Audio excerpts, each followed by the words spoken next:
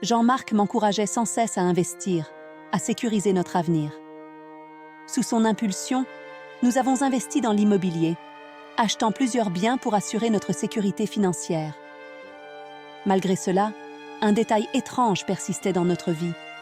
Je partais régulièrement en France avec nos enfants pour les vacances, mais jamais nous n'y allions ensemble. Il avait toujours une excuse.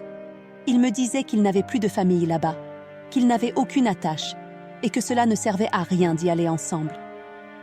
Pendant 19 ans, nous avons vécu ainsi. Notre premier fils est né 2 ans après notre mariage, mais avant cela, nous avions rencontré un problème. Je n'arrivais pas à tomber enceinte. Nous avons fait des examens médicaux pour comprendre pourquoi. Mais ce qui était troublant, c'est que Jean-Marc ne faisait jamais aucun test médical. Il trouvait toujours un prétexte pour éviter d'aller voir un médecin, et lorsque je lui proposais de faire une prise de sang, il esquivait la conversation. Je me suis alors rendu compte d'une chose étrange. En 19 ans de vie commune, je ne l'avais jamais vu saigner.